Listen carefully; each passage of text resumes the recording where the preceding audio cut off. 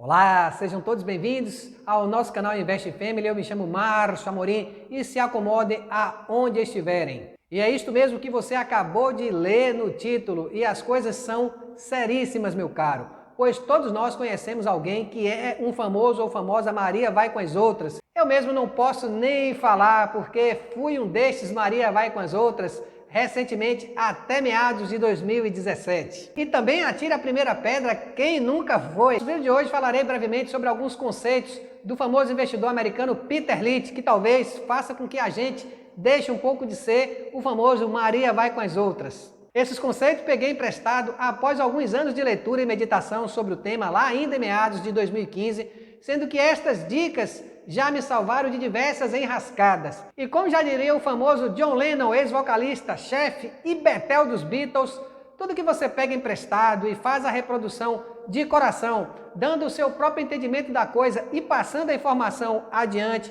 com as suas próprias experiências pessoais, este conteúdo não pertence mais a ninguém, senão ao próprio universo. Dessa forma, ele deixa de ser um mero Ctrl+C e Ctrl+V, em particular para se tornar efetivamente matéria viva, matéria pensante, que circulará por todo o universo. E o livro que me ajudou a quebrar todo este paradigma e a afastar aquela fumacinha de mistério que o mercado de ações causa a todo iniciante é este aqui, O Jeito Peter Lynch de Investir, um dos livros mais fluídicos de se ler, devido não só apenas à sua simplicidade, mas também à sua facilidade em falar sobre temas tão complexos de forma bem clara. E o que é melhor para qualquer curioso que queira saber um pouco mais sobre como se deve de fato escolher as ações de sua carteira, muito antes mesmo de se ter money ou dinheiro no bolso, ou de se fazer a famosa análise fundamentalista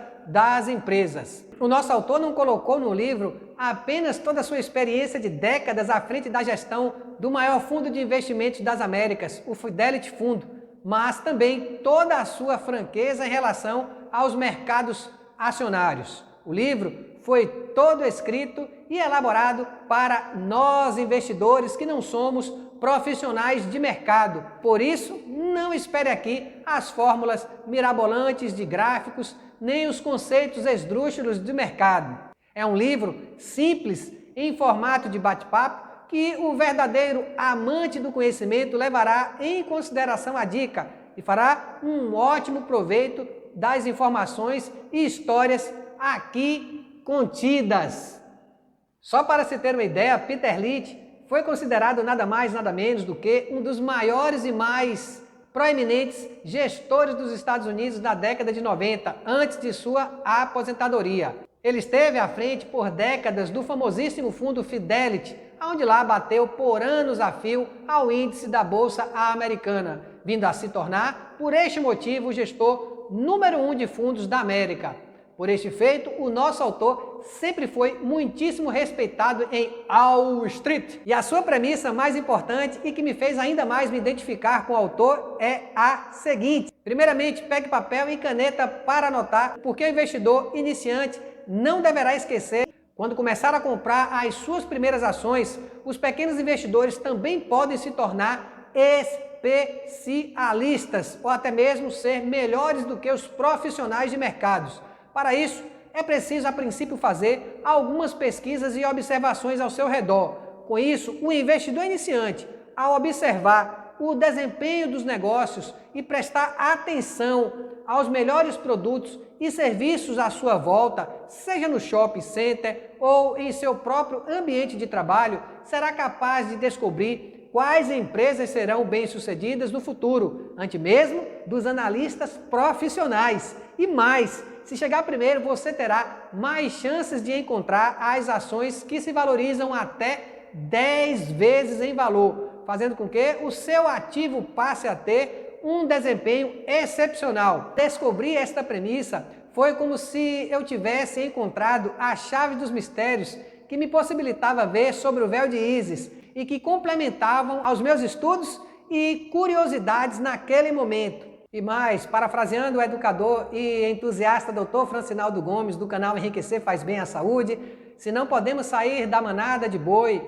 ou do cardume de sardinha, pois estas estão dentro de nossa alma, devemos então nos tornarmos manada ou sardinhas diferenciados. Feita a nossa consideração, vamos às nossas dicas e esteja bem atento para anotá-las, porque tenha certeza que em algum momento lá na frente você vai sim precisar. Eu mesmo já precisei voltar muitas vezes a esses apontamentos. Sem mais delongas, aí vão as 10 dicas de Peter Lynch que talvez fará com que nós deixemos de ser um pouco o famoso Maria vão com as outras. Dica 1.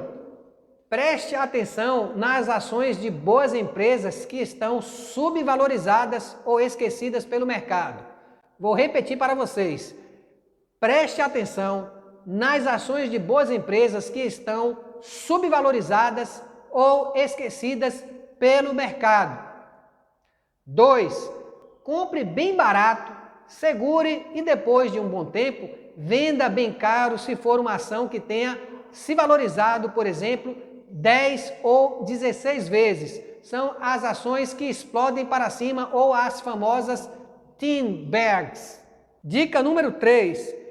Se temos bons fundamentos financeiros e queda brusca nos preços de cotação, espere um pouco e vá comprando mais aos poucos e nunca as vendas com o preço caindo.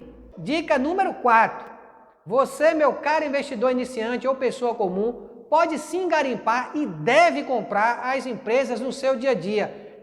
Esse item número 4, essa dica número 4 é a que eu mais uso no meu sistema de investimento. Porque, como eu já disse para vocês, eu sou assalariado, mas fico atento aos setores que estão ao meu redor. Mostrarei para vocês em um outro vídeo como eu utilizei essas informações a partir de 2015 para comprar as ações em 2017 que estavam ao meu redor e que até então eu não percebia essas ações. A número 4, pessoal, eu acho muito importante porque ela traduz o meu jeito de investir hoje.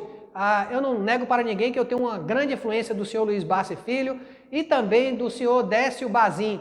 No entanto, o livro de Peter Lynch veio para selar ainda mais esse tipo de conhecimento. Número 5. Mesmo sendo o melhor investimento com letras garrafais, não há garantias de que uma empresa, a exemplo de uma Blue Chip ou empresa muito grande, como a Petrobras ou Itaú Unibanco, não vai quebrar ou deteriorar-se ao longo de sua caminhada. E aqui no Brasil temos vários exemplos de empresas que sumiram do mapa. 6. Mantenha as suas ações se os fundamentos da empresa não mudarem, independente do preço da ação. Dica número 7. Invista em empresas que tenham um nicho de atuação e que esse nicho seja blindado ou tenha de preferência barreiras legais na legislação que impeçam outras empresas de entrarem. É o famoso monopólio oculto. Exemplo, até há pouco tempo atrás, aqui no Brasil, não era permitido qualquer empresa explorar petróleo e seus derivados. Este mercado era dominado apenas pela Petrobras, assim como não é permitido construir uma usina elétrica para se produzir energia ou construir redes elétricas para se vender a esta energia. Assim como também é proibido abrir um banco para emprestar dinheiro. Isso aqui, pessoal, é apenas alguns exemplos de barreiras legais. Dica número 8. Por incrível que pareça, para escolher boas empresas ou ações, não é preciso ter um talento especial nem uma formação específica. Lembre-se disso quando comprar as suas ações. Bastando fazer a coisa correta, tenho certeza que você não terá problemas no mercado de renda variável. A dica número 9 são as ações ou setores que de hipótese alguma o autor investiria. E ele diz o seguinte, que qualquer setor ou ação que está muito na mídia, cheio de holofotes, cheio de especialistas fazendo marketing destas empresas ou desses setores, caia fora, porque existem muitas ações boas que são esquecidas no mercado e a estratégia de Peter Lynch manda a gente sempre comprar as ações esquecidas no mercado. E a 10ª dica, e uma das mais importantes, na minha humilde opinião, é a seguinte: a empresa está recomprando ações, isso pode ser um ótimo sinal, pois a melhor forma e a mais simples de uma empresa recompensar seus investidores, uma vez que, se diminui o número de ações circulantes, a empresa pode pagar ainda mais dividendos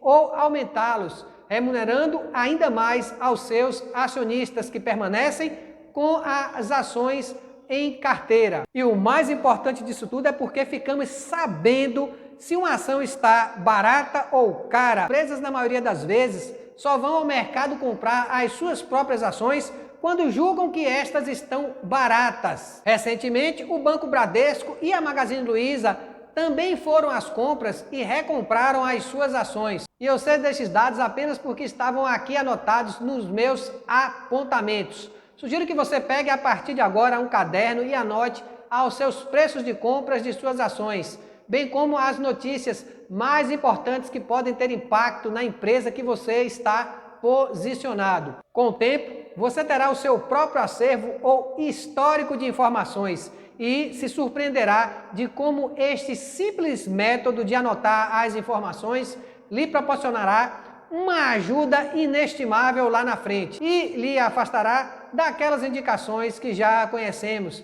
Eu mesmo tenho uns 2 cadernos aqui, bem pequenos, que tem algumas informações de 2014 a 2018, que vão das crises hídricas daquele ano e que passa pelo impeachment e a greve dos caminhoneiros, e mais recentemente a pandemia de 2020.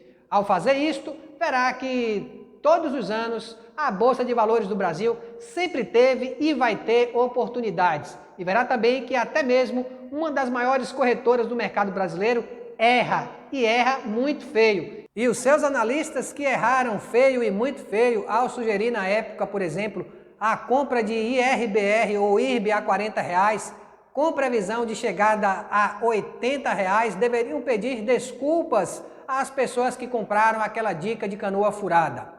Quem tacou todo o seu dinheiro naquele topo histórico, que me diga, em ver todo o seu patrimônio derreter da noite para o dia, 60%, e durante esses 3 anos, quase 80% de queda. E o que é pior, sem nenhuma expectativa de subida àqueles valores inflados do passado. Mas para você que comprou a R$40, alguém bem grande, mas bem grande no mercado, deveria ter enchido ao carrinho no IPO da empresa que ocorreu em 2017, com preço de cotação abaixo de R$10 e vendido a você por R$40. Perdão em estar apontando essas informações, mas nós brasileiros e também iniciantes somos muito esquecidos. E a conclusão que cheguei na época de imediato ao concluir a leitura do livro foi que, para sobreviver a pelo menos a uma Copa do Mundo no mercado acionário brasileiro, era preciso fazer a fórmula inversa do que a mídia especializada determinava, mas não é o fazer o contrário apenas porque alguém disse, mas sim porque os estudos e as reflexões desses estudos, frutos dessas leituras sobre o tema, apontavam para que se possa sobreviver, era preciso me desvencilhar das Marias vai com as outras. É isso aí, pessoal. Desde já agradeço a sua presença. Se inscreve no canal se ainda não for inscrito. Larga de ser avarento e dá um joinha no vídeo para nos ajudar. E nos vemos então no próximo vídeo.